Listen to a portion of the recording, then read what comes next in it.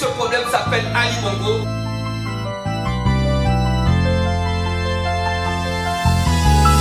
Mes anges pleurent assis sous les rodins de bois. Ils se tiennent la tête à deux mains. Ils disent que le village est mort et que les sages ne sont plus à leur côté. Ils m'annoncent que la maison est vide. Mes anges sont tristes, mes anges me sollicitent. Mon absence leur pèse. Ils me disent qu'ils m'attendent. Ils me demandent pourquoi je reste loin. Ils s'interrogent sur ce qui ne va pas. Le feu est allumé, l'air est vibrant. Mes anges s'agitent, ils me secouent. L'eau est prête, ils hurlent. Reviens vers nous, avec nous, chez toi. Ne crains point d'irradier la lumière. Notre terre doit à nouveau être vivable. Mes anges m'appellent, mes anges m'interpellent.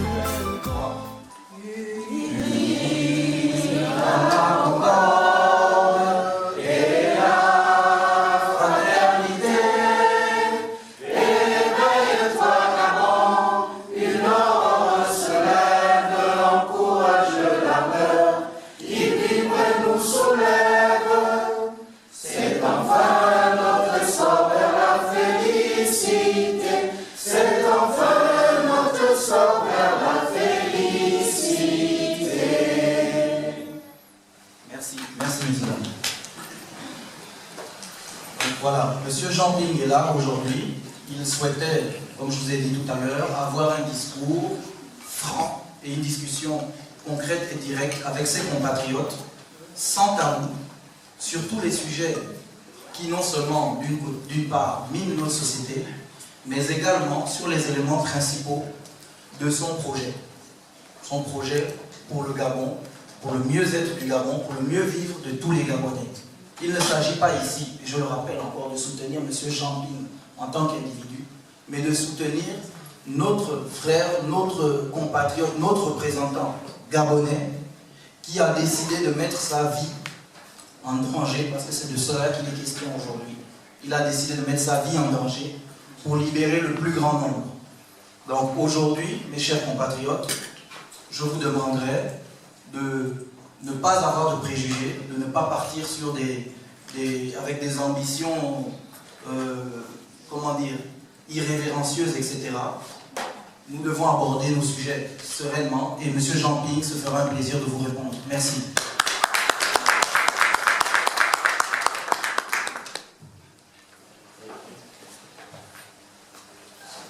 Merci.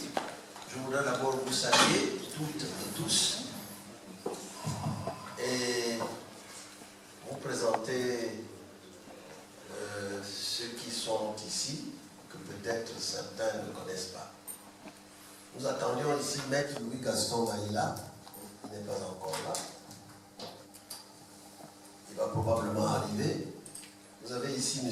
Joël Mouenini, du parti 7NP. M. Joël Mouenini nous a accompagnés ici. Il est au Bamba de Gonja et c'est l'un de nos plus grands soutiens dans la région de Boudouboui. Il a pris beaucoup de risques et vous pouvez aussi lui poser des questions si vous le souhaitez. Bien, alors c'est bon, on commence.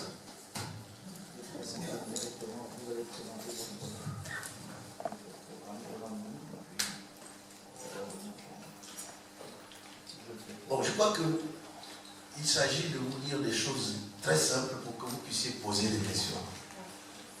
Tout le reste, je crois, est connu.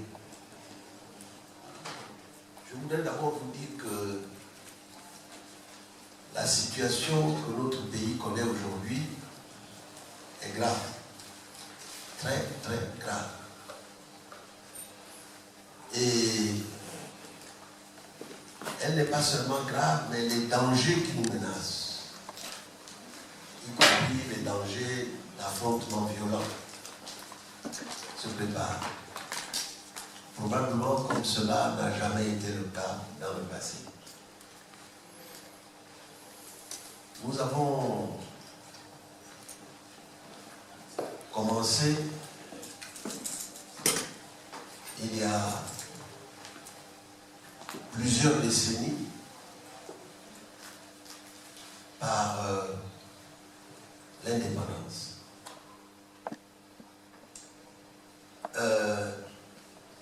C'est dommage que Maître Maïla ne soit pas là parce que c'est lui qui a fait cette analyse en disant qu'en Afrique de l'Ouest, lorsque l'indépendance a été octroyée par la France s'est appuyée sur les leaders qui étaient là à l'Assemblée nationale française et autres. Au Sénégal, c'était Senghor, qui était député français, qui était ministre français. En Côte d'Ivoire, c'était Senghor, qui était pareillement député, ministre français. Et un peu partout, les choses se sont passées comme ça, sauf au Gabon. Au Gabon, la France a pris un chef de canton. Ce n'est pas péjoratif ce que je dis. C'est simplement un constat. Le président Léomba était chef de canton depuis 1925-1928. Et la France a décidé que c'était lui. On a écarté tous les autres, les Obab, les Souza, les Moudjou, tout le reste furent donc écartés. Après Léomba qui est mort au pouvoir, succède le président Bongo qui, la même chose, sortait un peu du néant. Il est arrivé, on l'a mis vice-président et puis il a été élu avec les autres. Et il est mort au pouvoir. Léomba meurt au pouvoir, Bongo meurt au pouvoir. Et nous avons un troisième larron qui apparaît, qui est officiellement le fils de l'autre, qui arrive et qui fait tout ce que vous savez. Le coup d'État électoral de 2009. Et puis qui, dans sa tête, doit aussi aller pour un siècle. Après lui, c'est son fils, etc., etc. C'est une situation qui n'arrivera jamais comme ça. Les Gabonais peuvent être tout ce qu'on veut, des heureux, des gens qui... Ça ne peut pas se passer comme ça. Les Gabonais n'accepteront jamais que le pouvoir soit monopolisé pendant un siècle par une seule famille. Ce n'est pas méchant ce que je dis, c'est l'évidence. Chose claire. Nous avons 9 provinces, nous avons une cinquantaine d'ethnies. Il n'y a pas dans une seule Bible dit que le pouvoir doit revenir aux mêmes personnes. Je le dis devant lui, hein. C'est un baba, peut-être parent du président, j'en sais rien. C'est lui qui peut nous le dire, mais nous voyons ce que Moulaki a fait aujourd'hui. Donc, c'est une évidence. Alors, nous rencontrons cette difficulté et les Gabonais, partout où je suis passé, me posent la même question. Mais que va faire la France? Certains disent la main noire. Ce sont eux qui ont mis Léomba, ce sont eux qui ont mis Bongo, ce sont eux qui ont mis Bongo 2. Que va faire la France? C'est une question qui est devenue une obsession chez les Gabonais. Et alors, le problème que les Gabonais posent est à peu près en ces termes. Nous allons faire la France, comment faire ça? Donc, c'est pas... C'est vraiment assez dramatique la question telle qu'elle est posée. Il y en a qui la posent en termes violents, mais la plupart, c'est... Est-ce que vous ne pouvez pas convaincre la France d'adopter une attitude plus constructive? Nous sommes quand même au XXIe siècle. Et nous avons vu l'Afrique changer en 90. Une constitution, celle de 91, a été adoptée par consensus, qui stipulait, entre autres, clairement que, comme tous les pays du monde aujourd'hui, qu'on doit avoir 2 mandats, pas plus. 2 mandats de 5 ans, pas plus. Et 2 tours, etc., etc. Tout était mis en place.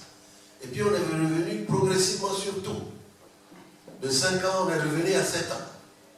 D'une limitation de mandat à 2, c'est infini. De 2 tours à 1 tour, etc., etc. Tout ce que vous avez vu, les retours sur les institutions qui avaient été créées et qui ne marchent pas, voilà. L'analyse de la situation est celle. Mais vous la connaissez aussi bien que moi. Alors la question qui se pose est celle de savoir que va-t-on faire devant ça. Moi j'ai fait le tour du Gabon, j'ai visité tous les villages, toutes les villes. C'est clair que les gens ne veulent plus de ce pouvoir. Ils nous le disent. C'est clair. Et ils savent que les Gabonais, pour de multiples raisons, ne veulent pas continuer comme ça. Ils veulent l'alternance et le changement. Et en face, ils sont absolument décidés à passer en force. Quitte à faire couler le sang, nous restons. On va utiliser tous les moyens. On va tricher massivement. Il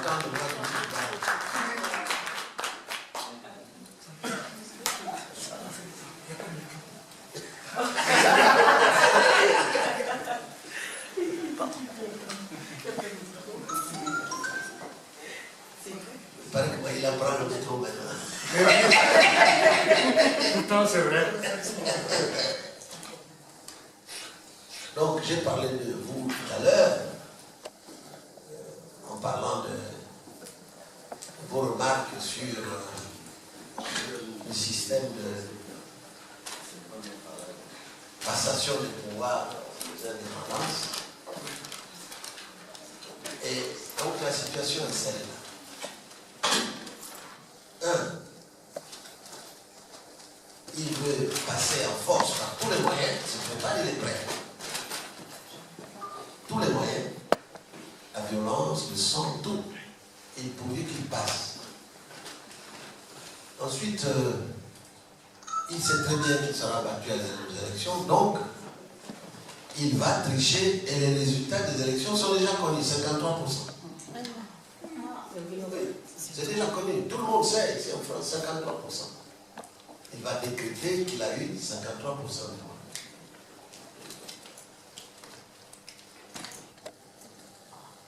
Alors la question qui se pose, c'est qu'allons-nous faire? Que risque-t-il de se passer? Voilà la question. Alors je ne vais pas l'aborder, j'attends d'abord vos questions à vous. Parce que dans certains cas, vous allez me poser cette question. Voilà, nous sommes 3 à répondre à vos questions. Pour faire vite, on vous laisse la parole. Bonjour à tous, Marceau Malikou du Rassemblement Héritage et Modernité. Monsieur le Président, vous êtes à Paris depuis peu. Nous aurions voulu savoir quel était l'objet de votre visite ici, que nous avons vu sur les réseaux sociaux. Vous avez été reçu par Madame Ligou. Est-ce qu'on peut considérer que le candidat Jean Ping est venu sceller les liens de la France-Afrique, sinon les faire revivre? Et voilà, c'est ma question. Monsieur Jean Ping va vous répondre maintenant. Bien, s'agissant de M. Malikou, qui a posé le problème de l'objet de notre déplacement ici, et qui a presque déjà répondu indiquant, n'est-ce pas, un moyen de réactiver la France-Afrique. Vous avez posé une question et vous y avez répondu sous forme de question. Je suis là je serai là pour réactiver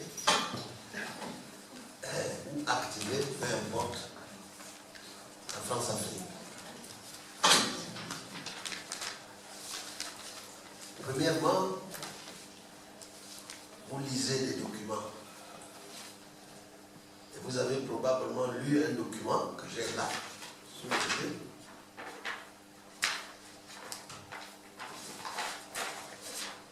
Qui est celui-ci. Gabon, Jean Ping réactive le réseau France-Afrique. Vous l'avez donc lu. D'abord, je voudrais vous dire que ces gens connaissent tout mon programme, même mieux que moi. Comment l'ont-ils lu?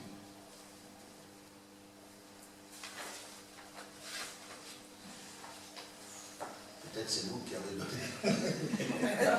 Je plaisante, hein, je plaisante. Il est dit clairement, de passage à Paris cette semaine, le candidat à l'élection présidentielle gabonaise réactive les vieux réseaux de la France-Afrique. Il devrait notamment rencontrer le groupe Bolloré. Bon, je cherche à rencontrer le groupe Bolloré, mais je n'ai pas rencontré vraiment le groupe Bolloré, etc., etc., etc. Bon. Qui est le symbole de la France-Afrique au Gabon? En Afrique noire, qui est le symbole de la France-Afrique en Afrique noire? Bon.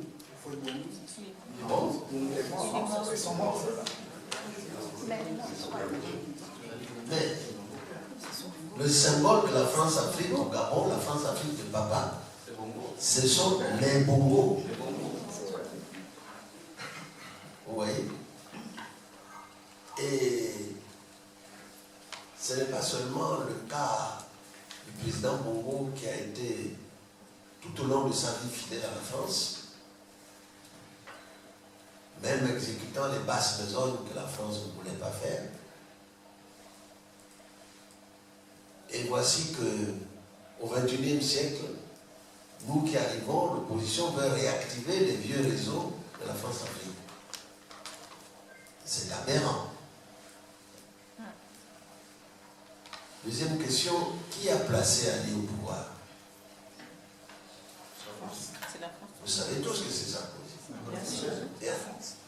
Alors, ça veut dire que la France-Afrique, c'est encore Ali Bongo. Comment imaginer que nous qui venons de l'opposition pour chercher à changer le système, on vienne réactiver les vieux réseaux de la France-Afrique de Baba?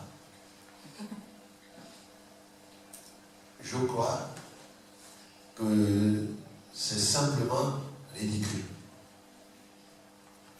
Ceci étant dit,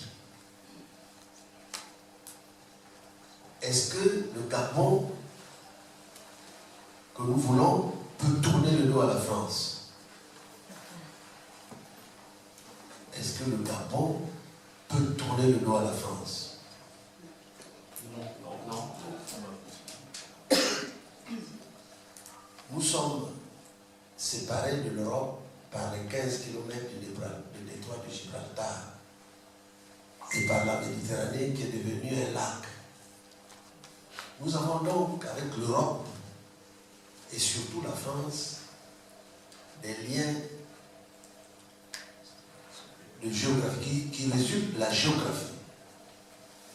Nous ne sommes ni au large des États-Unis, ni au large de la Chine, ni au large de l'Inde, ni au large de la Russie.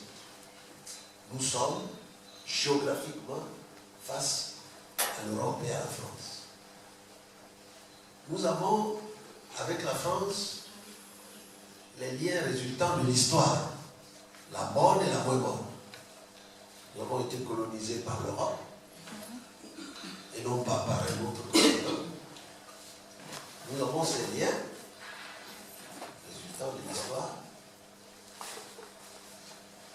les liens que l'on peut considérer comme négatifs, comme dramatiques, et les autres liens. Enfin, nous avons des liens culturels. Nous parlons, toute l'Afrique parle des langues européennes, qu'il s'agit du français, de l'anglais, de l'espagnol, du portugais ou de l'anglais. L'allemand, oui, enfin, bon. Oui, l'Allemagne, on sait que ça, nous parlons donc des langues européennes. Aucun pays d'Afrique ne parle ni le russe, ni le chinois, ni l'indien, enfin, le ourdou, je n'en sais rien, ni le japonais, ni tout ce qu'on veut. Est-ce qu'on peut facilement décider que, compte tenu de tout ça, on peut, même si on le voulait, rompre avec tout ça? Je crois que ce ne serait pas réaliste et ce serait sans doute courir des risques. Mais est-ce que c'est une raison pour accepter que le système que j'ai annoncé au début continue au XXIe siècle? C'est pas possible. Toute chose doit suivre l'évolution du cours de l'histoire. Et l'histoire est là. Elle est ce qu'elle elle se passe comme elle se passe. Et voilà. Il se trouve que lorsque l'Afrique connaît des conflits, ce sont les Européens qui interviennent. Que ce soit au Mali, que ce soit au Niger, que ce soit au Tchad, que ce soit au Nigeria, partout il y a des problèmes. C'est la France, le Royaume-Uni,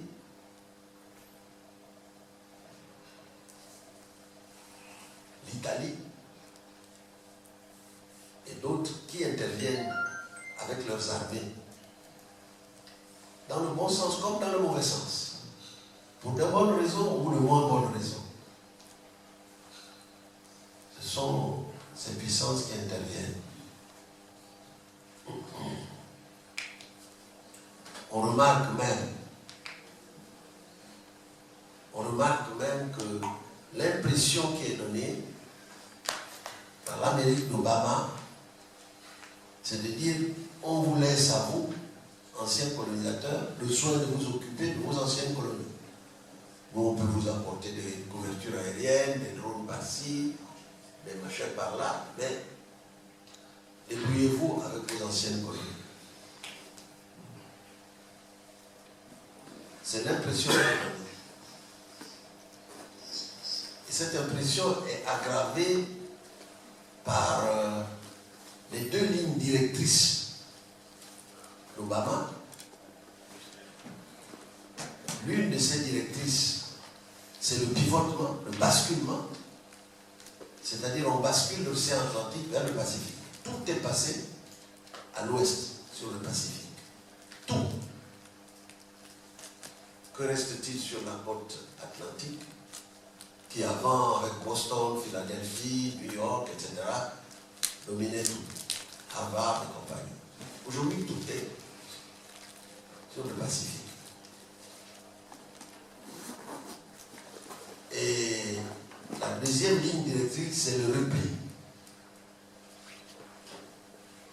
Constatant que l'Amérique rencontrait des difficultés énormes, des difficultés résultant de la crise de subprime et de la crise financière et autres, Obama se dit, j'ai été élu par les Américains, il faut que je m'occupe des problèmes américains. Le chômage, la résolution de la crise, etc. etc. Il se replie. Il ne se replie pas seulement en ce qui concerne l'Afrique, il se replie même en ce qui concerne le Moyen-Orient et le reste du monde.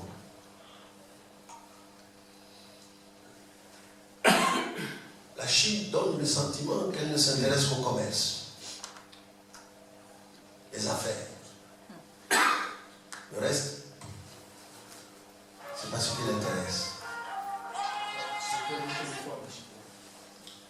Donc, voici la situation qui me permet de répondre à M. Malékou sur les questions concernant la France-Afrique et sur la nécessité de dire on ne peut plus vivre maintenant comme avant et que la France-Afrique, même si elle existe, même si elle doit perdurer, ne peut pas revêtir les mêmes caractéristiques. C'est impossible. Regardez ça comme ça, c'est ignorer l'évolution du monde.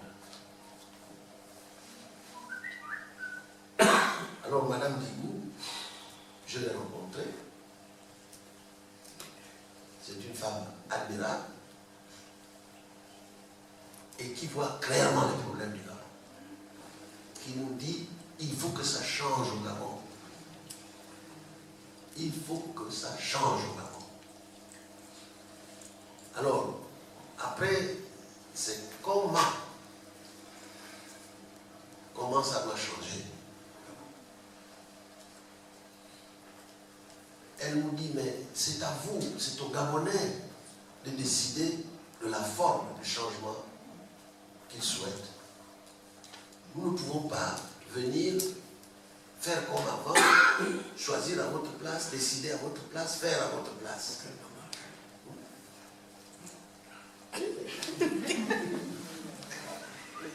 Faire à votre place. Vous devez faire vous-même prendre les décisions qui s'imposent. Oui, on dit Madame Guigou, mais oui, c'est facile à dire. Mais comment faire avec un tortionnaire, un boulot qui a pris tous les moyens de l'État pour massacrer les Gabonais? Oui, c'est pas faux, mais nous ne pouvons pas venir faire le travail à votre place. On ne peut pas faire comme avant. Les histoires de coups d'État pour corriger ci, pour corriger ça, ce n'est plus possible. La question réside là. Que devons-nous faire?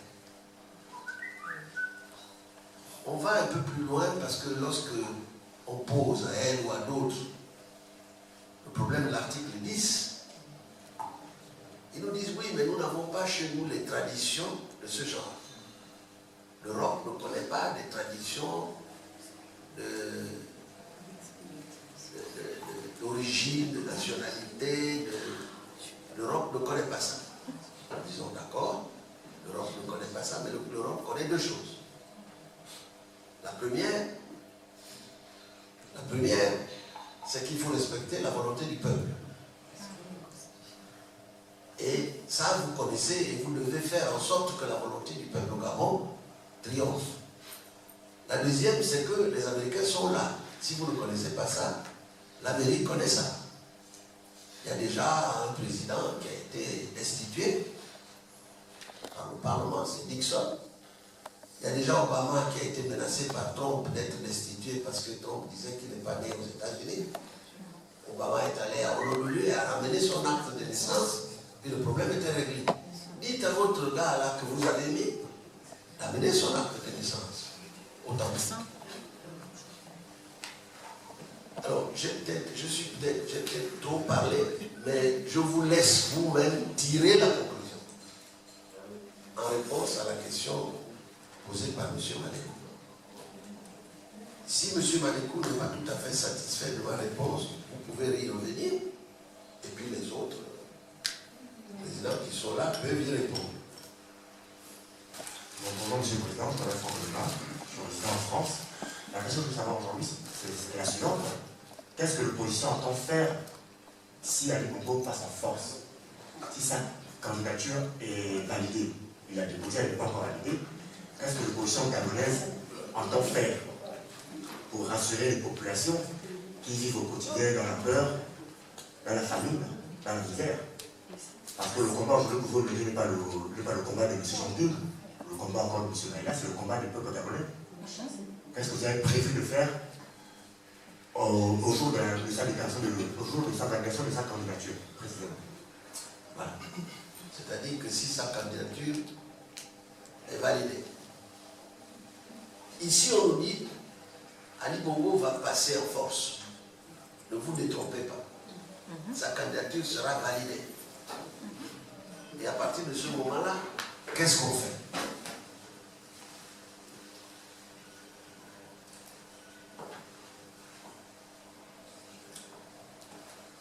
L'une des réponses données, y compris ici, c'est qu'entendez-vous pour qu'il n'y ait qu'un seul candidat. Si vous arrivez à avoir un candidat, vous avez non seulement toutes les chances de battre Ali, mais aussi de susciter l'intérêt de la France. Alors, en termes diplomatiques, ça peut vouloir dire beaucoup de choses, ou rien. C'est à vous d'en tirer un peu les conclusions. Et alors sur place, nous avons maintenant 20 candidats. Oui, 19, presque 20. Parmi ces candidats, il y a des gens qui sont purement et simplement suscités par Ali. On le sait. Tout le monde le sait. Et puis il y en a d'autres qui connaissent un certain nombre de divergences entre eux. Mais le seul point d'accord, enfin, pour le moment, le seul point où l'opposition est totalement d'accord, c'est de dire Ali ne doit pas être là. Et qu'on fera tout pour qu'il ne soit pas là.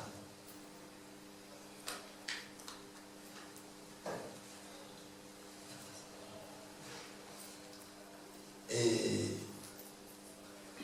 on peut réussir. Mais on peut aussi ne pas réussir. Mais si on ne réussit pas, qu'est-ce qu'on fait? Voilà la question. Pour aller jusqu'au fond des choses, la violence a commencé le Gabon.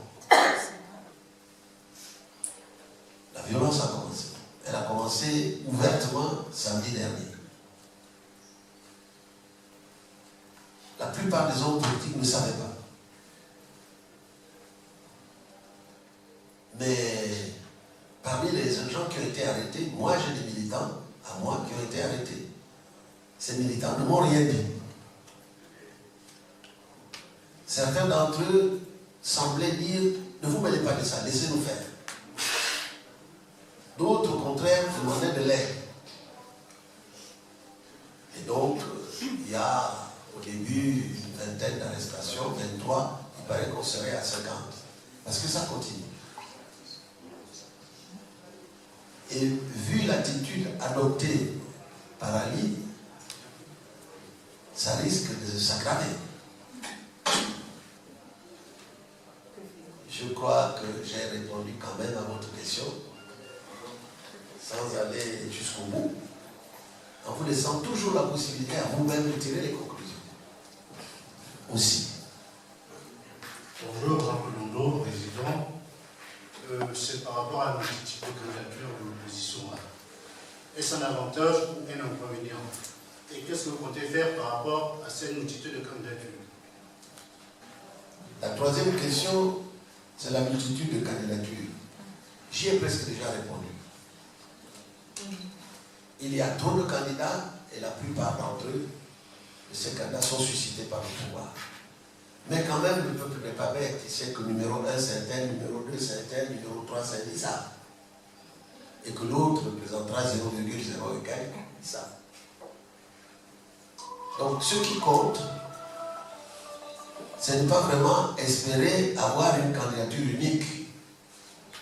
Parce que les candidats alignés par le pouvoir sont là pour empêcher une candidature unique. Et ils ne retireront pas leur candidat.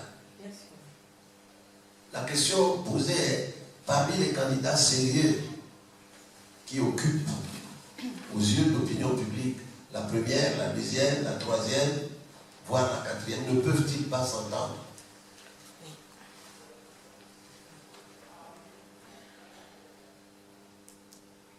Moi, je pense que cette question se pose. Si elle se pose, c'est qu'il y a une chance de solution. Je m'arrête toujours là pour vous laisser le soin de terminer. J'ai répondu à vos 3 questions, mais peut-être maintenant il a ajouté quelque chose. Joël. Merci, Monsieur le Président. La première chose, c'est que nous sommes venus vous voir aussi. Comme nous avons vu tous les Gabonais, depuis 2 ans, nous allons village par village. Nous dormons chez l'habitant pour présenter Jean-Ping, son programme et les raisons qui font qu'on vote pour lui. Donc, l'une des raisons de notre venue ici, c'est de vous donner les raisons de voter Jean-Ping.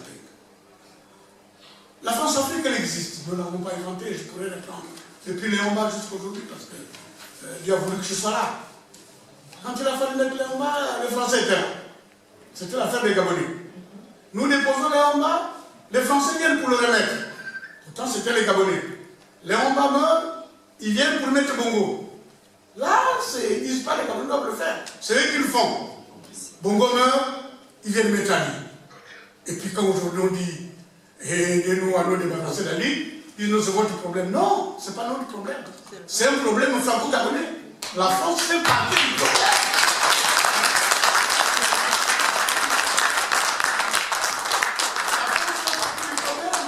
Parce que du bureau de M. Guéant, à celui de M. Sarkozy, quand il a fallu adopter Ali, ils étaient là. Bon, voilà qu'ils ont armé ce type qui est après à nous tirer dessus. Quand il dit faisons la conférence, il dit non, il n'y a pas de négociation. Laissez-moi d'abord vous tirer dessus. J'ai discuté avec ceux qui vont rester. Bon, il en restera plus quand même. Nous sommes venus pour vous donner la seule raison qui importe pour voter Jean-Pierre. C'est la main qui nous permet de nous sauver de la noyade émergente. Et ça, tous les Gabonais le savent. Nous n'avons pas besoin de faire des discours pour savoir que ce pays est au mur, que nous allons couler, que la crise, c'est comme l'ombre, on peut nier, mais elle est là. Et nous sommes en train, tous les jours, de perdre un peu plus notre âme, notre pays, et cela. Donc, moi, j'ai dit, rien que ça, ça valait la peine qu'on vienne ici. J'ai parlé de la France-Afrique.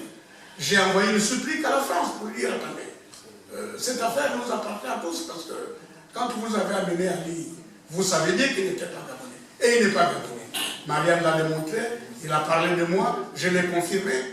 Donc ce sont des choses que nous savons tous. Qu'est-ce que nous allons faire? Lorsqu'il est allé déposer sa candidature, mais les militants sont descendus dans la rue.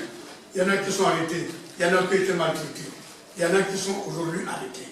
Bon, le jour qu'il posera ça, peut-être que nous passerons tous, mais nous ne laisserons pas passer ça. On va trouver des solutions, on va faire des plans, on va tout faire pour que, très sincèrement, cette fois-ci, Ali ne nous trompe pas comme il l'a fait. Il a dit, son papier est faux, il a dit à M. Foucault, on l'avait tout suivi. Et c'est le même qu'il a présenté. Ça veut dire qu'il n'a pas d'autre. Alors, on a parlé, bon Dieu, du peuple, d'accord, mais il y a les règles du jeu. La Constitution, c'est la Constitution qui dit, en son article 10, qu'il faut remplir certaines conditions que Ali Bongo ne remplit pas. Bon, bon Dieu, mais ne serait-ce que ça, les règles du jeu, on devait pouvoir les respecter. Le président l'a dit avec les mots qu'il faut. Parmi les candidats, il y a qui sont là, placés par Ali, pour applaudir, pour le féliciter quand il va faire son passage en force. Mais bon Dieu, le Gabon, est-ce que c'est ça? C'est autre chose. Nous aurions, nous autres, eu l'occasion de vaquer à d'autres occupations si ce pays avait été bien gouverné. Je sais qu'il y en a qui vous diront, mais nous avons tous été avec Omar Bongo. C'est vrai, Jean-Pierre, moi, c'est vrai. Mais nous ne le rejetons pas. Nous disons seulement que si Jean-Pierre et moi étions avec Omar Bongo, mais Ali Bongo aussi, il n'est pas nouveau. Il était ministre comme nous. Nous n'étions pas présidents. Pourquoi voulez-vous que nous on fasse ce que lui, fils du président et ministre, n'a pas pu faire? Donc le reproche qu'on nous fait, mon Dieu, il faut peut-être le balayer avec l'élégance qu'il faut. Mais ça ne veut pas dire que nous ne devons pas nous laisser trouver la bombe pour notre pays. C'est ce que nous sommes en train de faire. Nous sommes tous sur la liste, on va nous tuer. Mais bon Dieu, après tout, il y en a qui meurent dans ton bas de lit. Ben, sinon on meurt de balle d'Ali Bongo, où est le problème? Pourvu que le Gabon, lui, soit libéré. C'est donc une des raisons de notre venue ici.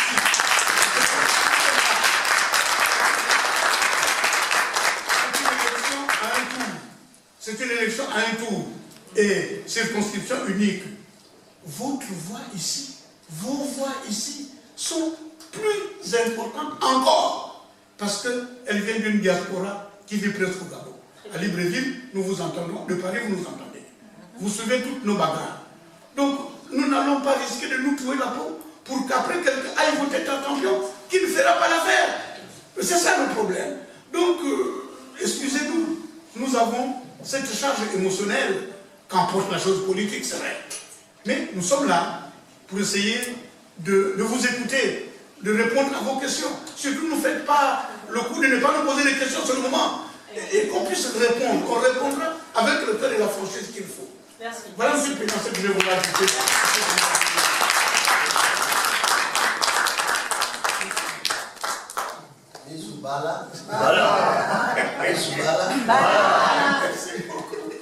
Très rapidement, je vois qu'il y a des mains qui se lèvent.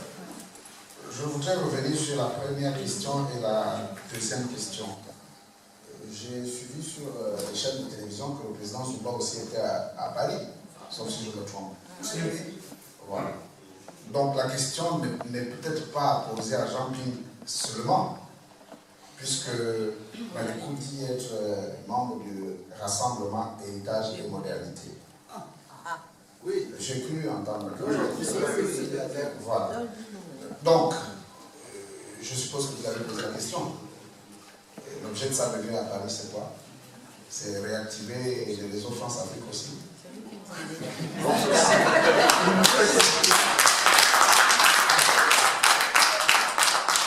c'est pour vous dire que, outre toutes les raisons qui ont été évoquées, avancées, Paris, pour nous Gabonais, pour les raisons que le président Ping venait de dénoncer, est un peu une plaque tournante. Vous y êtes, pour les raisons que vous connaissez, mais nous interdisait aussi de venir goûter un peu à la vision de tout ce qui est beau ici à Paris.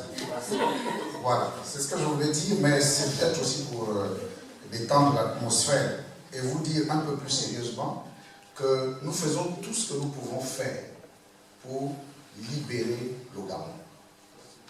Et si ça passe par discuter avec Madame Otigou, si ça passe par discuter avec vous, si ça passe par discuter avec peu importe la personne, nous allons le faire. Nous ne sommes peut-être pas dans l'optique, comme quelqu'un le disait, même s'il faut partiser avec le diable, nous allons le faire, mais nous sommes dans un état d'esprit pour dire, faisons tout ce que nous pouvons faire. Et à la fin, nous allons voir les résultats. Et ça me permet d'enchaîner sur la deuxième question. Qu'est-ce que l'opposition va faire si la candidature d'Ali est validée? Encore une fois, mauvaise question. Parce que ça rejoint l'état d'esprit de beaucoup de Gabonais qui pensent que ce sont les autres qui doivent faire. C'est l'opposition qui doit faire. Mais c'est une question de tous les Gabonais. Ne nous posez pas la question, qu'est-ce que nous on va faire, qu'est-ce que l'opposition va faire? Vous ici à Paris, faites ce que vous pouvez faire. Ceux qui sont à Libreville, ils vont faire ce qu'ils vont faire à Port-Gentil, etc., etc. Voilà l'état d'esprit qui est le nôtre quand nous faisons le tour du Gabon. C'est pour rencontrer les Gabonais, pour leur dire que c'est une affaire de tous les Gabonais. Et le président Ping vous l'a dit en me présentant, je suis du Haut-Okoué. Ce n'est pas un doute pour ceux qui sont de cette province. Ali Bongo n'est pas né Gabonais, il a été adopté. Et peut-être, parce que nous sommes dans une culture orale, on ne peut peut-être pas apporter la preuve matérielle. Mais si nous vous le disons, vous ne pouvez pas douter. À partir de ce moment-là, c'est à chaque Gabonais de se dire, voilà quelque chose que nous ne pouvons pas accepter. L'article 10 dit qu'il ne peut pas être candidat. Il va faire la force et à chacun donc de faire ce qu'il peut faire pour que demain l'histoire retienne que les Gabonais n'ont pas été tous des... Vous me donnez le mot si vous voulez. Merci. Il met ses clous, l'eau est prête, il hurle, reviens vers nous, avec nous, chez toi. Ne crains point d'irradier la lumière, notre terre doit à nouveau être vivable. Les anges m'appellent, les anges m'interpellent comme une étoile dans le ciel.